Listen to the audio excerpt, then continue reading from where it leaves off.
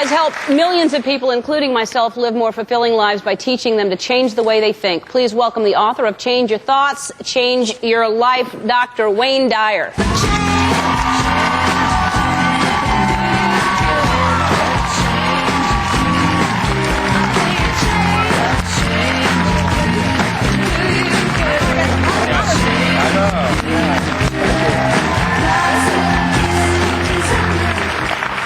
Welcome back. You do have pretty eyes. Oh, thank you. So do you. So do you. All right, so last time you were here, we talked about the Tao. Right. And this time, I think there's something that's, to me, very interesting, and that is talking about the ego. And a lot of people don't realize how much it affects your life when you hold on to that, or even know what define ego for people. Well, most people don't even realize the ego is just an idea. It's an idea that we carry around about who we are.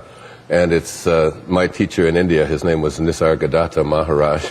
God bless you. Said that the ego is the false self. And so we carry around this idea, and it's like if you look at the moment that you were conceived and the first 9 months of your life, in that entire time period, you didn't have to do anything. Everything was taken care of. In that tiny little speck, everything that was handled for you, and you just sat back. You didn't worry about whether your nose was going to show up over here or whether your feet were going to come and all of that. It's like you just surrendered. You just allowed. And then you're born, and your parents and your family and everybody around you said, "That's really good work, God. We'll take over from here." And that's the big mistake. That's when we start edging God out. E-G-O. We edge out the source, the place from which we all originated, the place to which all of us will return. It's a return trip. We're all going back to that formless, invisible spirit that we all emanated from. So the ego, what we do is we learn, we start training our children. You are what you have. And so we spend a whole lot of our time and our energy on believing that what we accumulate, the more stuff that we get, that makes us more valuable. And we begin to associate our value as a person on the basis of what we've accumulated, what we have. Then we put more training, and then we say you not only are what you have, but you are what you do. So we go to school and we do all of these kind of things, learning to do more and more and more things. But the problem with that is that when you believe that you are what you do, when you don't, when your show gets canceled, when things like that happen in your life, you just believe that your value is you don't have any value anymore. And then you start to train our children also to believe that you are what other people think of you. So those are the big three components of the ego. You are what you have, you are what you do, you are your reputation. I've always told my children, I wouldn't be ever concerned with my reputation if I were you, because your reputation's not located in you. You can't be anything. Every time you give a talk, every time you do a show, you get a million reputations. You can't go out there. That's one of the problems with politics, is that people are out there speaking and trying to get everybody out there to agree with everything that they say, rather than just coming from the heart and coming from within. So this ego is the identifying mark of who we are as a human being. And we've edged God out. And what we want to do is try to remove that part of ourselves that says, who I am is what I have, what I do, what others think of me. And then the ego says, you are not only what you have and what other people think of you, but you are separate from everybody else, and you're separate from God. Which is the most egregious thing that the ego teaches us, that we are separate from our Creator. But we came from our Creator. We must be like what we came from. We all have a divine soul within us that we came from, that we'll return to. And one of my favorite people in the world, I received the Einstein Award a few years back, Albert Einstein, when they asked him about quantum physics and so on, he said, I'm not at all interested in the details. All I want to know is, how does God think? I want to think like God thinks. And if you ask yourself, what does God think like? What does our source think like? It's always giving. It's always offering. It's always providing. It is never asking anything back from us. If you can learn to be like that, well, that's being without ego. So that's letting go of ego. So that's how you learn how to let go of ego, by just thinking the way God would. Well, there was a great poet, a Persian poet, his name was Hafiz. He said, even after all this time, the sun never says to the earth, you owe me. Just think what a love like that can do. It lights up the whole world. It lights up the whole world. That's the way we have to learn and practice to be. And the more we are in the space of giving and offering, letting go of our own desires to be better than somebody else, our desires to win, our desire to be, and instead get ourselves to this place where we practice what I call radical humility, where we take our ego out of the picture and we stop trying to make ourselves better than anybody else. And we get into a practice of just giving and just offering and just serving. And the more you do that, the irony of that, Ellen, is the more you do that, the more it comes back to you.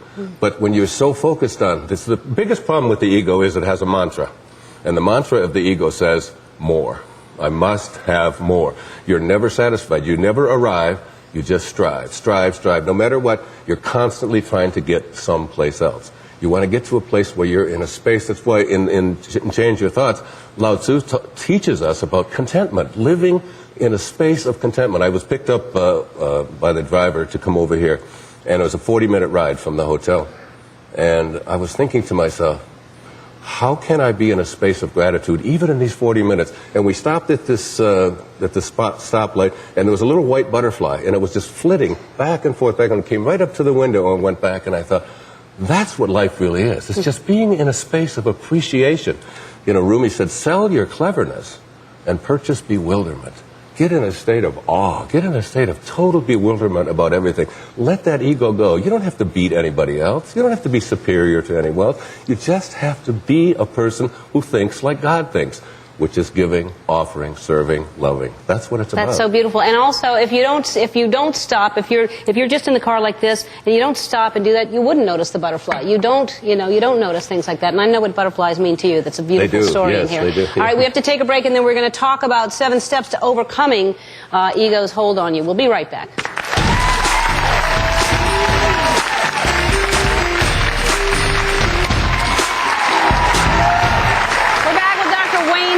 Dyer, and let's go over these ways people can overcome the ego's hold. I think another thing to remember is to let go of your need to your reputation. I think one of the great lines that you can learn in your life is to remember that and say to yourself when someone else is criticizing you, what you think of me is none of my business.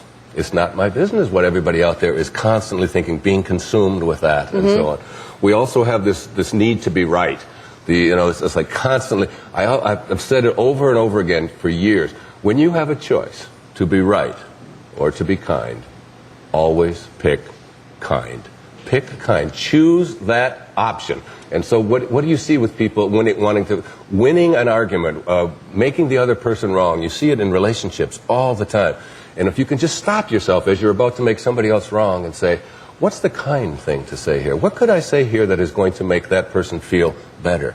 Because winning or being right is just all this stuff that the ego has convinced you of. You've got to remember that all of us, none of us here are as human beings having a spiritual experience. That's what the ego teaches. You're a human being and you have an occasional spiritual experience. The truth is that all of us are spiritual beings having a human experience. Remind yourself of that your essence is in this world of spirit. As Jesus said, it's the spirit that gives life. The flesh counts for nothing. And that's the ego. That's great. All right, well, again, I could listen to you forever, and I do, usually every day driving to and from work. I listen to everything that you have on CD, because you make me... Well, I love you as much as you love me. Thank you. Thank you very much. For so many years. Thank you. Yeah. I'm telling you, you just never feel better than when you listen to him and he puts things in perspective. Everybody in the audience is getting a copy of Change Your Thoughts.